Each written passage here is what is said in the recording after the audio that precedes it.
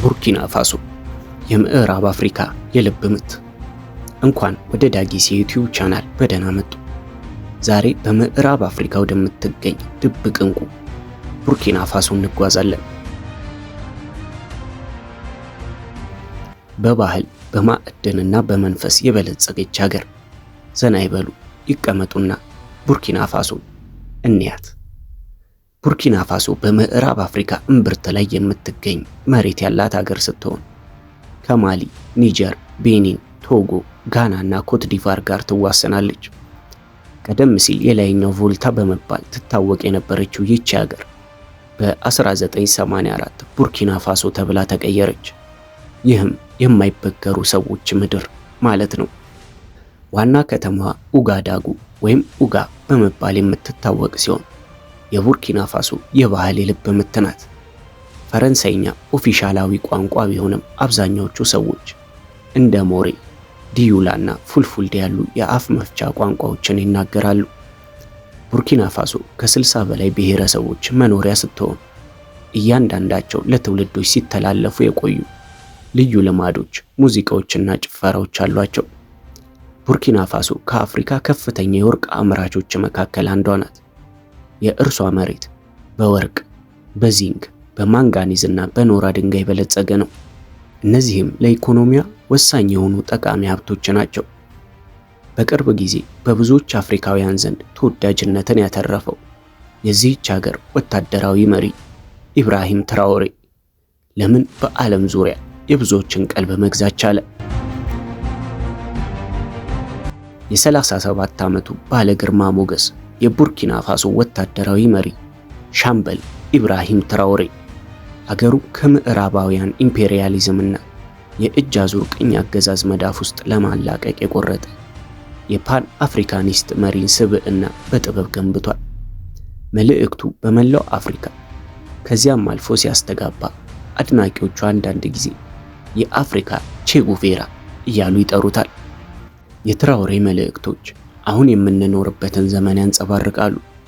ብዙ አፍሪካውያን ከምዕራቡ ዓለም ጋር ያለውን ግንኙነት መጠየቅና ለምንድን ነው በዚህ ሀብታም ባለጸጋ አህጉር ውስጥ ድህነት የበዛበት የሚሉ ጥያቄዎችን እያነሱ መሆኑን ይነገራሉ።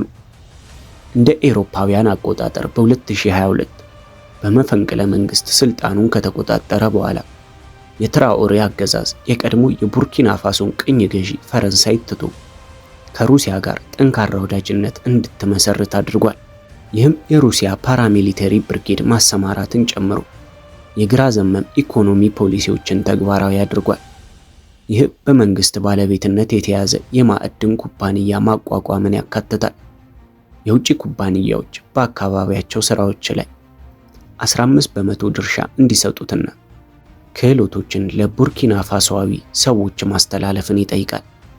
ደንቡ በቡርኪና ፋሶ የወርቅ ኢንዱስትሪ ላይ ኢንቨስት ለማድረግ በሚያዝያ ወር መጨረሻ ላይ ፍቃድ ለተሰጠው የሩሲያ ማዕድን አውጪ ኖርድ ጎልድ ላይም ተፈጻሚ ሆኗል። ቡርኪና ፋሶ ከማዕድን ሀብቷ ተጠቃሚ እንድትሆን ትራኦሬ አብዮት ብሎ የሰየመው አካል ወታደራዊው ጁንታ በአገሪቱ ታሪክ ለመጀመሪያ ጊዜ የወርቅ ማጣሪያ በመገንባት ብሔራዊ የወርቅ ክምችት በማቋቋም ላይ ነው።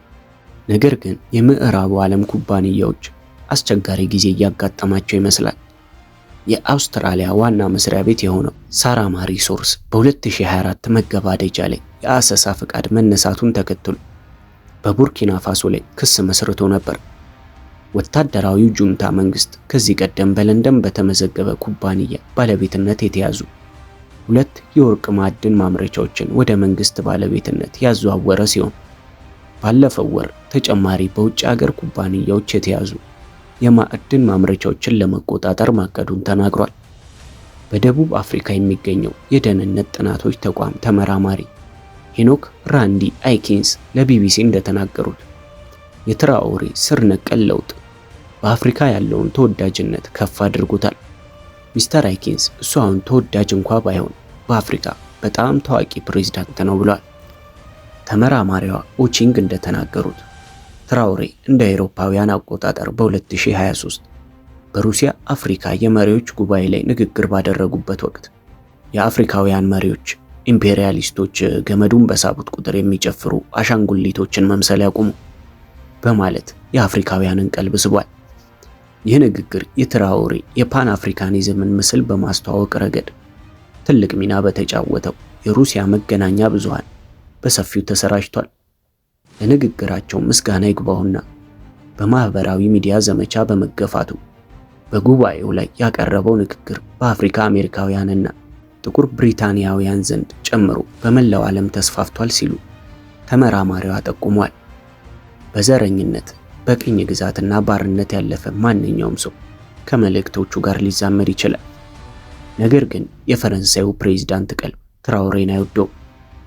ፕሬዝዳንቱ ትራኦሬን በራስ ፓን አፍሪካውያን ነን በሚሉ እና በኒዮ ኢምፔሪያሊስቶች መካከል ያለው ቅጥ አልባ ጥምረት አካል እንደሆነ ገልጸውታል። ቀደም ሲል በኮፊ አናን ዓለም አቀፍ የሰላም ማስከበር ማሰልጠኛ ማዕከል የሰሩት የጋና የጸጥታ ተንታኝ ፕሮፌሰር ኩዌሲ አኒንግ የወታደራዊ መሪው ተወዳጅነት በአህጉሪቱ በተለይም በምዕራብ አፍሪካ እየተከሰተ ያለውን የፖለቲካ ለውጥ ያሳያል ብለዋል። እንደ አውሮፓውያን አቆጣጠር በ2024 በአፍሮ ባሮሜትር በ39 ሀገሮች ውስጥ የተደረገ ጥናት ለዲሞክራሲ ያለው ድጋፍ ቀንሷል። ምንም እንኳን በጣም ታዋቂው የመንግስት መዋቅር ቢሆንም ፕሮፌሰር አኒንግ ዲሞክራሲ ለወጣቶች ተስፋ መስጠት ተስኖታል፣ ስራ ወይም የተሻለ ትምህርትና ጤና አላመጣም ሲሉ ለቢቢሲ ተናግረዋል። ትራኦሬ አማራጭ እያቀረበና የሁለት ታሪካዊ ዘመናትን መንፈስ እንደገና እየያዘ ነው ሲሉ አክለዋል። በጥር ወር የጋና ፕሬዝዳንት ጆን ማሃማ ቃለ መሐላ በፈጸሙበት ወቅት ትዕይንቱን የሰረቀው ወታደራዊ ዩኒፎርም የለበሰው በሰገባው ሽጉጥ የታጠቀው ትራኦሬ ነበር። ፕሮፌሰር አኒንግ 21 የሀገር መሪዎች ነበሩ። ነገር ግን ትራኦሬ ወደ ውስጥ ሲገባ ቦታው ሌላ ሆነ። የጋናው ፕሬዝዳንት ጠባቂዎች እንኳን እሱን ተከትለው ይሮጡ ነበር ብሏል።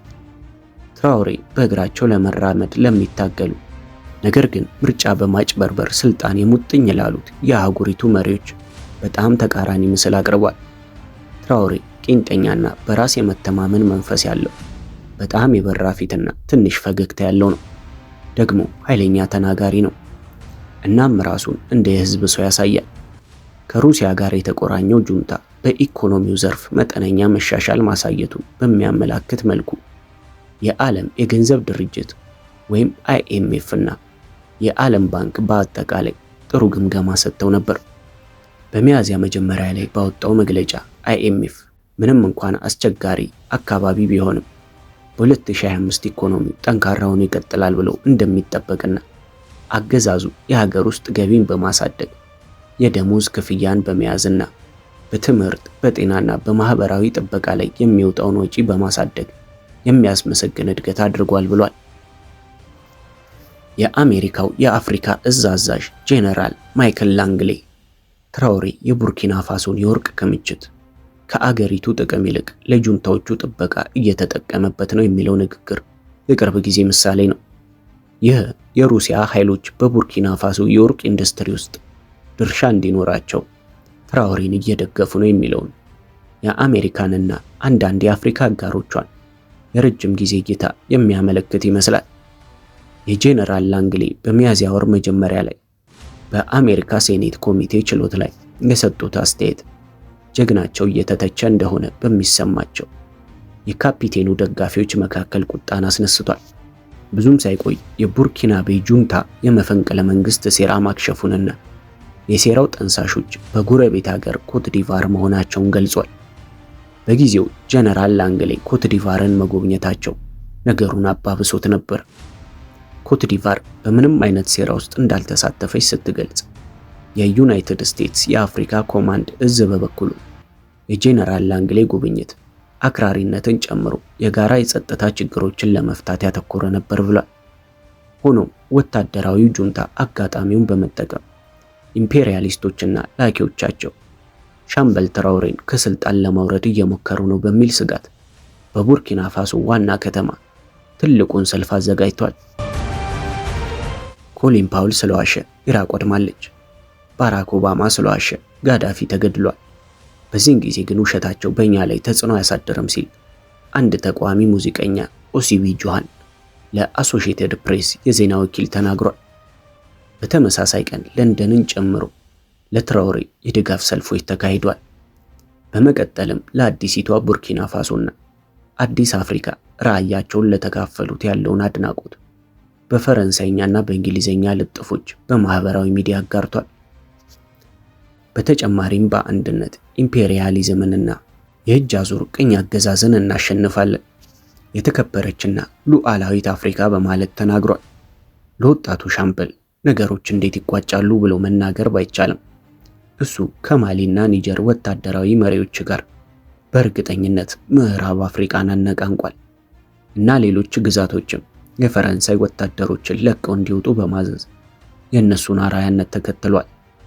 ሶስቱ ወታደራዊ አገዛዝ ጎረቤቶችም ከአካባቢው የንግድና የጸጥታ ቡድን ኢኮዋስ በመውጣት የራሳቸውን ጥምረት ፈጥረው ወደ ሀገራቸው በሚገቡ ሸቀጦች ላይ የ0.5 በመቶ ቀረጥ እንደሚጥሉ በማወጅ የየራሳቸውን ጥምረት ፈጥሯል። እናንተስ ስለዚህ ድንቅ መሪ ምን ሐሳብ አላችሁ?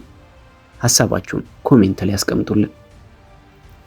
ቪዲዮአችን ከተመቻችሁ ቪዲዮአችንን ላይክ እንዲሁም ቻናላችንን ሰብስክራይብ በማድረግ ቤተሰብ ይሁኑ። በቀጣይ ደግሞ በሌላ ሀገርና በሌላ ቪዲዮ እስከምንገናኝ ቸር ሰንብቱ።